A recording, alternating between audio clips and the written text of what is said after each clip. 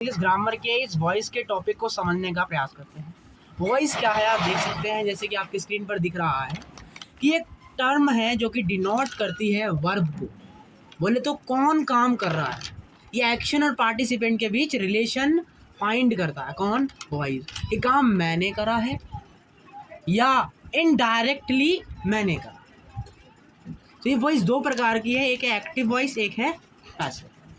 Active voice क्या है? जिसमें सेंटेंस की स्टार्टिंग डायरेक्ट सब्जेक्ट से हो रही है। और पैसिव वॉइस क्या है? जिसमें सेंटेंस की स्टार्टिंग तो ऑब्जेक्ट से हो रही है। किसके हो रही है? ऑब्जेक्ट से। लेकिन इनडायरेक्टली वो ऑब्जेक्ट सब्जेक्ट नहीं है, लेकिन हम उसे जबरदस्ती क्या बना रहे हैं? सब्जेक्ट। तो उस केस में उस प्रकार के सेंटेंस को हम क्या कहेंगे? पैसिव। क्या बोलेंगे? Passive voice. आइए समझते हैं what is the active voice. सबसे पहले डेफिनेशन सुनिए। The active voice in a sentence denote that the noun और pronoun that acts as the subject in the sentence in the doer of the action.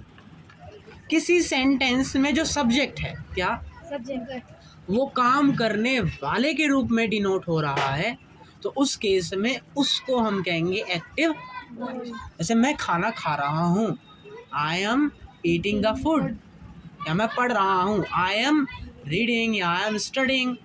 तो इसमें क्या हो रहा है? काम मैं कर रहा हूँ। कौन कर रहा है? तो जो सब्जेक्ट है वो क्या कर रहा है? काम कर रहा है। तो जिस केस में सब्जेक्ट काम करेगा, सब्जेक्ट डूअर होगा। क्या होगा? डूअर होगा। बोले तो एक्शन करने वाला होगा। उस केस में ऐसे सेंटेंस को हम एक्टिव वॉइस कहते हैं।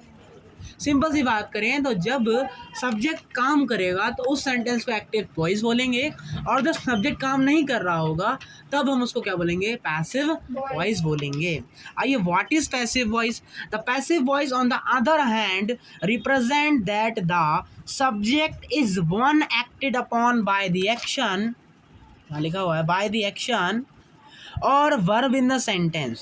It can also be said the passive voice indicate that the subject in the sentence is no longer active but passive.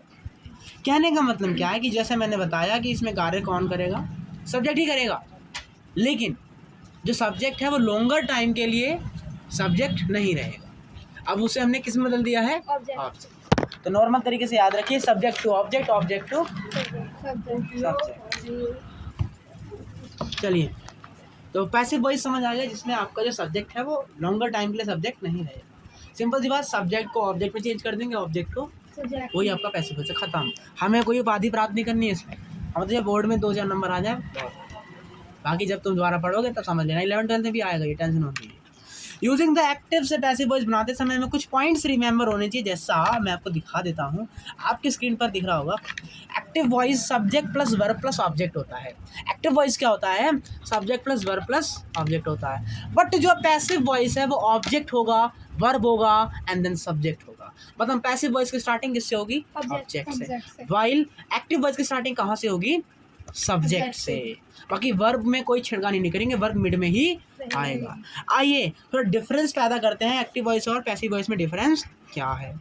Active voice में सब्जेक्ट पे जोर दिया जाता है कि सब्जेक्ट कौन क्या कर रहा है? काम कर रहा है। जबकि इसमें ऑब्जेक्ट पर, ऑब्जेक्ट नहीं, उसके एक्शन पर दिया जाता है। किस पर दिया जाता है? एक्शन। पैसिव वॉइस में वो काम क्या कर रहा है उस पर जोर दिया जाएगा, और एक्टिव वॉइस में सब्जेक्ट पर जोर दिया जाएगा। बाकी आप पढ़ सकते हैं। भैया हम एग्जाम्पल पे नजर लगाते हैं। एग्जाम्पल क्या है?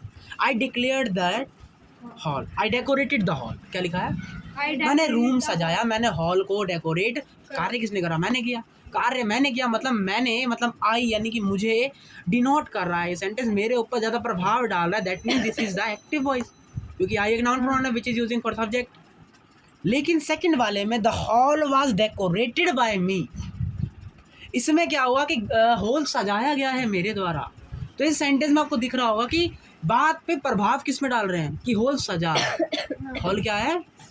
इस बात पर क्या डाला जा रहा है? प्रभाव डाला जा रहा है। दैट मीन्स कि यहाँ पर कार्य पे महत्व दिया जा रहा है। तो ये पैसिव वॉइस हो गया। लेकिन आई एम या आई वाज डेकोरेट या आई डेकोरेटेड हॉल, मैंने हॉल को सजाया, तो इसमें प्रभाव डाल रहे कि कार्य मैंने किया है। कार्य क्या किया इससे मुझे मतलब, तो वो एक्टिव वॉइस हो गया। लेकिन मैंने कार्य क्या किया है इस पर अगर कोई प्रभाव डाल रहा है, दैट मीन्स ये आपका क्या है, पैसिव वॉइस। आइए अब हम जब भी इसमें जाते हैं और हमें कुछ रूल्स बनाने हों तो हम कैसे रूल्स बनाते हैं, क्या बनाते हैं? Rules. तो रूल्स क्या हैं इसको समझने के आइए ज़रा ध्यान देते हैं। तो एक्टिव से पैसिव वॉइस बनाते समय हमें कुछ रूल्स यहाँ पर देखने हैं। उससे पहले आप देख लीजिए कैसे कैसे रूल्स हमें यहाँ पे देखने हैं। जो एक्टिव से पैसिव वॉइस बनाई जाती है वो केवल कुछ सेंटेंस की ही बनाई जाती है। उससे पहले एक और चीज़ जान लीजिए, एक्टिव वॉइस में क्या करते हैं, पहला रूल, सब्जेक्ट को ऑब्जेक्ट में चेंज किया जाता है और ऑब्जेक्ट को सब्जेक्ट में चेंज किया जाता है। क्या बोला हमने? सब्जेक्ट को ऑब्जेक्ट में चेंज करेंगे और ऑब्जेक्ट को सब्जेक्ट में चेंज करेंगे।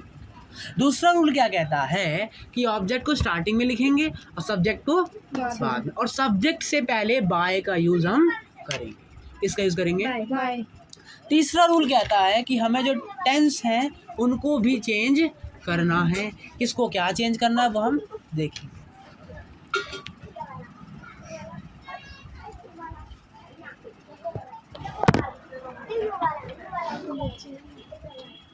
और भी हम चीज़ें देखेंगे।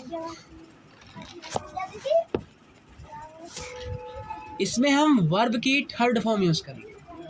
कौन सी फॉर्म यूज़ करेंगे? सिर्फ वर्ब की थर्ड फॉर्म ही यूज़ आएगी। किसमें? Passive voice. पैसिव वॉइस में सिर्फ किसका यूज़ करते हैं? वर्ब की थर्ड फॉर्म।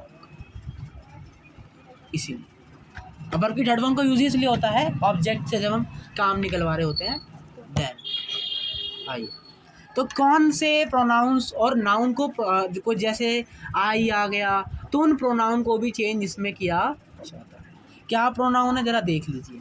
अगर आपका सब्जेक्ट आई है, क्या है? I. और आप उसे लास्ट में लेना चाह रहे हैं, मतलब सब्जेक्ट को ऑब्जेक्ट बना रहे हैं, तो आई को चेंज करेंगे मी में। अगर आपके पास वी है तो वी को चेंज करेंगे अस में। अगर ही है तो हिम में, शी है तो हर में, दे है तो, और इट है तो इट का यूज़ निर्जीव वस्तुओं को इंडिकेट करने के लिए किया जाता है। यहाँ ध्यान रखिएगा, ये सारे जो भी सब्जेक्ट हैं, ये सारे जो भी प्रोनाउन हैं, अगर वो सब्जेक्ट की तरह यूज़ होंगे तो आप उन्हें ऐसे लिखेंगे, और ये सारे जब भी ऑब्जेक्ट की तरह यूज़ होंगे उन्हें आप, ये सिर्फ एक्टिव से पैसिव वॉइस में पूरी ग्रामर में ये रूल लगता है। जैसे आप सेंटेंस बनाते हैं, ये काम मैंने किया, ये काम आई डू दिस वर्क, ये काम मैंने किया, मतलब मैंने को मैं सब्जेक्ट की तरह ट्रीट कर रहा हूँ, इसलिए मैंने की इंग्लिश क्या लिखी? आई। यह मेरा पेन है, क्या है? यह मेरा पेन है। यह मेरा पेन है। मेरे को भी मुझे क्या ट्रीट करना है? सब्जेक्ट की तरह ट्रीट करना है, तो ये आई नहीं लगेगा, मेरा एक रिफ्लेक्सिव आ जाएगा। ये कौन सा प्रोनाउन हो जाएगा? रिफ्लेक्सिव बोले तो जो कि संबंध, पॉसेसिव है शायद, जो संबंध बनाते हैं, क्या बनाते हैं? संबंध बताते हैं। ये तुम्हारा है, ये मेरा है, ऐसा कोई भी प्रोनाउन इंडिकेट करे तो संबंध बताने वाले क्या है? वो प्रोनाउन है। जैसे योर, माई, तो यहाँ पे मैं माई यूज़ करूँगा। लेकिन अगर मुझे बताना है कि तुम्हें मेरे से पढ़ना है, किससे पढ़ना है, तो उस केस में हम यहाँ पे you need to be studied from me, तो यहाँ पर मैंने क्या यूज़ करा? मी यूज़ करा, क्योंकि मी मुझे ऑब्जेक्ट की तरह यूज़ करना। तो अगर आप आई को ऑब्जेक्ट की तरह यूज़ करेंगे तो मी, वी को करेंगे तो अब कुछ पॉइंट्स और हैं, उन पर थोड़ा सा नज़र डाल लेते हैं। When converting a sentence in the active voice to the passive voice, the first thing that you have to do is interchange the subject and the object. Next है the next part of speech, you have to focus on the verb. आपको किस पर focus करना है? Verb पर। मतलब आपको हमेशा वर्ब की थर्ड फॉर्म यहाँ पे यूज़ करनी है। अब मैं आपको ये भी बताऊंगा, जैसे कंटिन्यूस आ जाए तो उसको थर्ड फॉर्म कैसे बनाया जाएगा, अलग अलग जो भी आए उसे कैसे हम थर्ड फॉर्म में कन्वर्टेड करेंगे। तीसरा है टेंस को हमें चेंज करना पड़ेगा। हमेशा सब्जेक्ट से पहले बाय प्रीपोजिशन का यूज़ करें। इसके बाद there are any adverbs used in the sentence with the active voice, be sure to include it in the active voice as well. मतलब एक्टिव वॉइस में आपको कोई एडवर्ब आ रहा है, क्या आ रहा है? जैसे ऑलवेज वर्ड आ गया, और ऐसे कुछ एडवर्ब टाइप्स के वर्ड आ गए, ब्यूटीफुल वर्ड आ गया, तो उनको आप पैसिव वॉइस में भी लिखेंगे, छोड़ मत देना। उनको पैसिव वॉइस में लिखना कंपलसरी। ये सारे रूल्स हमने पढ़ लिए हैं, एक्टिव से पैसिव वॉइस होता क्या ये सब पढ़ लिया है, इतना ही रूल इसमें लगेगा। अब हम जितने ज़्यादा एग्जांपल करेंगे उतना ज़्यादा हमें यहाँ पे समझ आएगा। चलिए कुछ एग्जांपल देखते हैं और उन पर प्रकाश डालते हैं। देखिए तो हम आपको यहाँ पे दिखा देते हैं, आपकी स्क्रीन पर भी नज़र आ रहा होगा। यहाँ सबसे अच्छी बात क्या है इसमें एक तरफ सेंटेंस को एक्टिव वॉइस में लिखा है और उसे पैसिव वॉइस में भी चेंज, तो यहाँ पर हम सीख भी सकते हैं। तो आप जब भी वीडियो को देखें तो आप अपने साथ पेन और एक कॉपी ज़रूर रखें, ताकि जैसे ही मैं बता रहा हूँ वैसे वैसे आप अपनी कॉपी में भी लिखते हैं। आइए तो स्टार्ट करते हैं अपना आगे के टॉपिक को। यहाँ लिखा है एक्टिव वॉइस में पहला टेंस है सिंपल टेंस। कौन सा टेंस है? Simple tense. सिंपल टेंस किसे कहते हैं? प्रेजेंट में बात करें, किसमें बात करें? प्रेजेंट में। प्रेजेंट में सिंपल टेंस प्रेजेंट इंडेफिनिट होता है, जिसके अंदर ता है, ते वगैरह आता है। तो इसमें क्या लिखा है? Brandon plays cricket. क्या लिखा है? Brandon plays cricket. तो मुझे इसको एक्टिव वॉइस में चेंज करना है। सबसे पहले मुझे पहचानना पड़ेगा इसमें ऑब्जेक्ट क्या है। तो ब्रैंडन कर क्या रहा है? क्रिकेट खेल रहा है, तो क्रिकेट क्या हो गया आपका? ऑब्जेक्ट हो गया। तो क्रिकेट को लिखेंगे सबसे पहले, क्रिकेट में लिख दे सबसे। अब एक्टिव वॉइस में जो सेंटेंस आपको दिया था उसमें लिखा था ब्रैंडन प्लेज क्रिकेट, मीन्स की जो प्लेज है क्या? प्लेज। वो आपका वर्ब है। क्या है? वर्ब। मैंने आपको क्या बताया कि जब भी हम एक्टिव से पैसिव बनाएंगे you should need to using the verb की थर्ड फॉर्म। आपको हमेशा कौन सी फॉर्म यूज़ करनी है? वर्ब की थर्ड फॉर्म यूज़ करनी है। बट प्लेज क्या है? वर्ब की फिफ्थ फॉर्म है। प्लेज क्या है? वर्ब की। हमें कौन सी फॉर्म चाहिए? थर्ड। तो ये रूल जब भी आप कॉपी में पढ़ेंगे, वीडियो देखते हो, तब आप ये रूल जरूर लिखना कि पहला रूल होता है ट्रांसलेशन टेंस में, प्रेजेंट टेंस में पास्ट इंडेफिनिट को जब भी पैसिव वॉइस बनाएंगे उस केस में एस या ईएस वाली वर्ब को थर्ड फॉर्म में चेंज करना ज़रूरी है। इसके लिए हम क्या करेंगे? रूल लिखिएगा कि हम इज एम आर के साथ वर्ब की थर्ड फॉर्म लगा देंगे।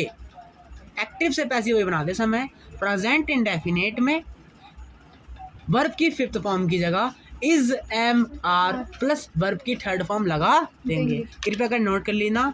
तो लिखेंगे हम क्रिकेट इज ऑब्जेक्ट। क्रिकेट एक वस्तु है, क्रिकेट बहुत सारे थोड़ी ना होते, तो इज लगेगा। क्रिकेट इज प्ले की थर्ड फॉर्म प्लेड होती है, तो इसका सेंटेंस बन गया क्रिकेट इज प्लेड। लेकिन अब इसमें सब्जेक्ट क्या था? ब्रैंडन था। सब्जेक्ट के नाम से पहले प्रपोजिशन बाय यूज करेंगे, तो आपका सेंटेंस क्या बन गया? Cricket is placed by Brandon. Cricket is placed by Brandon. अगला है कॉन्टिन्यूस। क्या जी? तो कॉन्टिन्यूस में लिखा है Brandon is playing cricket. Continuous में क्या लिखा है? क्रिकेट। तो इसमें भी सेम कहानी, क्रिकेट को आगे लाएंगे, ब्रैंडन को पीछे करेंगे, ब्रैंडन से पहले बाय लगा देंगे। मेन फंडा है इज प्लेइंग पर। किस पर है? Is playing. इसमें भी वर्ब की थर्ड फॉर्म चाहिए, तो याद रखिएगा प्रेजेंट कॉन्टिन्यूस टेंस में एक्टिव से पैसिव वॉइस बनाते समय is am are I N G verb की जगह क्या? Is am are plus I N G verb की जगह हम is am are plus being plus verb की थर्ड फॉर्म का यूज करेंगे। मीन्स की इज एम आर के साथ। तो ब्रैंडन इज प्लेइंग क्रिकेट का हमने क्या करा? कॉन्टिन्यूस टेंस में Brandon is playing cricket, present continuous tense में is am are ING form आएगा, उसको चेंज करेंगे is am are plus being plus verb की थर्ड। क्या लगा देंगे आप? बीइंग लगा देंगे। इज एम आर के बाद क्या लगा देंगे? और फिर क्या लगाएंगे? वर्ब की। आइए जरा सेंटेंस देख लीजिए, आपको भी दिख रहा होगा स्क्रीन पर कि ब्रैंडन इज प्लेइंग क्रिकेट को हमने बना दिया cricket is being played by Brandon. Played by Brandon. तो दैट श्योर कि जब भी आप सेंटेंस बनाएंगे तो वर्ब पे जरूर ध्यान रखिए। आइए परफेक्ट टेंस पढ़ते हैं। परफेक्ट टेंस में क्या होगा? आपका हैज़ होगा। क्या होगा? उसको आप किस में चेंज करेंगे? हैज़ आए या हैव आए? क्या आए? उसके साथ बीन लगा देंगे। क्या लगा देंगे? और बीन के बाद लगा देंगे वर्ब की थर्ड फॉर्म। क्या लगा देंगे? बाकी सारा रूल सेम है। तो बनाइए Brandon has played cricket. Brandon has तो क्रिकेट आगे आ जाएगा। हैज़ को हैज़ बीन में चेंज कर देंगे। अरे बच्चों जब ऑब्जेक्ट बना रहे हैं तो फॉर पे भी ध्यान देना। अगर ये प्लूरल होगा तो हैव आ जाएगा। क्रिकेट सिंगुलर है तो हम हैज़ लगाएंगे, तो क्रिकेट हैज़ बीन। क्या लगाएंगे? बीन। प्ले की थर्ड फॉर्म प्लेड होती है, तो played by cricket, this is your answer. अब मेक श्योर याद रखना कभी भी आपका परफेक्ट कॉन्टिन्यूस टेंस आ जाए, क्या आ जाए? उसकी कभी भी क्या नहीं बनाई जाती? पैसिव वॉइस नहीं बनाई जाती। अब ये मत पूछना क्यों नहीं बनाई जाती, समय नहीं है। बाकी नेक्स्ट टाइम जब हम आपको पढ़ाएंगे इंग्लिश वगैरह तब खोल के पढ़ाएंगे। आइए आगे बढ़ते हैं, अभी इतना सब पूछेगा भी। चलिए अब हम पढ़ते हैं पास्ट टेंस में। किस में? पास पास्ट टेंस में सिंपल टेंस सेकंड फॉर्म दिखता है, उसको थर्ड फॉर्म में चेंज करने के लिए हम क्या करेंगे? वाज या वर का यूज़ करेंगे। इसका यूज़ करेंगे वाज या वर। तो देखिए क्या लिखा हुआ है, ब्रैंडन प्लेड क्रिकेट। क्या लिखा है? ब्रैंडन प्लेड तो क्रिकेट आगे आ जाएगा। अब भैया प्लेड सेकंड फॉर्म किस में यूज होती है? पास्ट टेंस में। तो मतलब ये simple present tense, simple past tense का क्या हुआ? सेंटेंस हुआ। तो इसका मतलब हम प्लेड को किस में चेंज करना पड़ेगा? वाज या वर में, और फिर लगाना पड़ेगा वर्ब की थर्ड फॉर्म। तो क्रिकेट क्या है? सिंगुलर है, तो क्रिकेट वाज, फिर वर्ब की third form played by Brian. इसमें आपको ट्रांसलेशन याद रहना चाहिए कि किस में क्या आएगा, किस में सेकंड फॉर्म यूज़ होती है। तो मैं साथ साथ बता रहा हूँ, तो दिमाग में रखिएगा। आगे पास्ट कॉन्टीन्यूअस क्या है? तो पास्ट कॉन्टीन्यूअस में हम यूज़ करते हैं was were plus ING form का। इसका यूज़ करते हैं वाज प्लस आईएनजी। वाज या वर प्लस आईएनजी। तो सेम इसमें भी आईएनजी की जगह क्या लगा देंगे? बीइंग प्लस वर्ब की थर्ड फॉर्म। तो आइए सेंटेंस बनाते हैं। लिखा हुआ है cricket was being played by Brandon. था क्या? ब्रैंडन वाज प्लेइंग क्रिकेट, तो क्रिकेट को आगे कर दिया। वाज में ऐसे ही रहेगा, फिर बीइंग लगाएंगे, फिर प्लेड लगाएंगे, फिर बाय लगाएंगे, और फिर ब्रैंडन। जैसे हमने ऊपर लिखा था कि परफेक्ट टेंस में क्या करते हैं? बीन ऐड हो जाता है, ऐसे ही पास्ट के परफेक्ट टेंस में भी क्या ऐड हो जाएगा? बीन। बस ध्यान रखना कि परफेक्ट, अगर पास्ट का परफेक्ट टेंस है, किसका टेंस है? पास्ट परफेक्ट है, तो वहाँ पर हेड होगा। क्या होगा? हेड। यहाँ पे भी क्या है? तो इसका सेंटेंस क्या बन जाएगा? दिया क्या है? Brandon had played cricket. Passive voice में देखेंगे क्रिकेट आगे आ जाएगा, हेड के साथ बीन लग जाएगा, प्ले की थर्ड फॉर्म प्लेड होती है, और सब्जेक्ट से पहले प्रपोजिशन आ जाएगा। तो आपका सेंटेंस क्या बन गया? Cricket had been played by Brandon. Same past tense में भी परफेक्ट कॉन्टिन्यूअस टेंस की पैसिव वॉइस बनाई नहीं जाती, तो आप इसकी पैसिव वॉइस नहीं बना सकते। सिर्फ आप 3 की बना सकते हैं, सिंपल, कंटिन्यूअस और परफेक्ट। प्रेजेंट में भी, पास्ट में भी 3 की बना सकते हैं, सिंपल, परफेक्ट और कंटिन्यूअस। आइए लास्ट पढ़ते हैं फ्यूचर टेंस। फ्यूचर टेंस में आप सिर्फ और सिर्फ 2 की बना सकते हैं। पहला है सिंपल फ्यूचर टेंस, पहला है सिंपल फ्यूचर टेंस, और दूसरा है फ्यूचर परफेक्ट टेंस। दूसरा क्या है? तो यहाँ पे लिखा हुआ है ब्रैंडन विल प्ले क्रिकेट। क्या लिखा है? Brandon will play cricket. तो आपको याद होना चाहिए सिंपल टेंस में फ्यूचर इंडेफिनिट, सिंपल टेंस हो या फ्यूचर इंडेफिनिट, किसका? फ्यूचर वाले का। फ्यूचर टेंस में से फ्यूचर इंडेफिनिट वाले पार्ट में क्या लगता है? विल लगता है या सेल लगता है? सब्जेक्ट के साथ क्या लगता है? विल या सेल। और वर्ब की will plus shall plus be plus verb की थर्ड फॉर्म। बी ने लगेगा, सॉरी गलत बोला, सुन लीजिए। फ्यूचर इंडेफिनिट टेंस में मैं याद करवाता हूँ, अगर तुमने नहीं पढ़ा है तो ट्रांसलेशन के जरिए। इसमें क्या होगा? क्या होता है? मैं ये काम करूँगा, गागेगी, गागे, ये सब आते हैं किसमें? फ्यूचर इंडेफिनिट में। तो फ्यूचर इंडेफिनिट में सब्जेक्ट के साथ हम क्या लगाते हैं? विल या शैल प्लस वर्ब की फर्स्ट। फ्यूचर कॉन्टिन्यूअस में क्या करते हैं? रहा होगा, रहा, या मैं कल पढ़ूँ, या मैं 2 घंटे से पढ़ रहा हूँगा, रहा आ जाएंगे, और लास्ट में गागे की हो जाए। तो इसमें क्या करेंगे? विल या शैल के साथ बी लगाएंगे, और फिर आईएनजी फॉर्म का यूज़ कर देंगे। मैं एक्टिव वॉइस बता रहा हूँ, ट्रांसलेशन वाला पार्ट बता रहा हूँ मैं। और फ्यूचर परफेक्ट टेंस में किसका यूज़ होगा? विल हैव या शैल हैव, और फिर वर्ब की थर्ड फॉर्म। आप बुक खोल के ट्रांसलेशन के रूल को देख लेना, तो उसके बाद आप ये वीडियो देख। तो मैंने क्या बोला? फ्यूचर टेंस में इंडेफिनिट वाले पोर्शन में विल और शैल का भी आ जाए, तो पैसिव वॉइस बनाते समय विल और शैल के बाद बी लगाएंगे। क्या लगाएंगे? विल और सेल के बाद बी, और फिर वर्ब की थर्ड फॉर्म। क्या जी? आइए क्वेश्चन देखते हैं। ब्रैंडन विल प्ले क्रिकेट, इसका मतलब ब्रैंडन क्रिकेट खेलेगा, तो क्रिकेट आगे आ जाएगा। विल, क्रिकेट एक ही है तो विल लगेगा, अगर एक से ज़्यादा होंगे तो शैल लगाएंगे। तो क्रिकेट विल, उसके बाद बी का यूज़ करेंगे, देन वर्ब की थर्ड फॉर्म। प्लेड, ब्रैंडन के आगे बाय, सेंटेंस क्या बन गया? Cricket will be played by Brandon. अब कॉन्टिन्यूअस तो बनता नहीं, बनेगा क्या? Future perfect. Future perfect, future part क्या होता है? Future perfect. तो इसमें क्या होगा? विल हैव के बाद हम क्या लगा देंगे? बीन लगा देंगे, या शैल हैव के साथ क्या लगा देंगे? बीन लगा देंगे, सिंपल। तो Brandon will have played cricket, ये एक्टिव वॉइस है। पैसिव वॉइस में क्या होगा? क्रिकेट आगे आ जाएगा, विल हैव ऐसी रहेगा, हैव के साथ बीन और लग जाएगा, प्ले की थर्ड फॉर्म प्लेड है by Brandon. This is your 8 क्या है?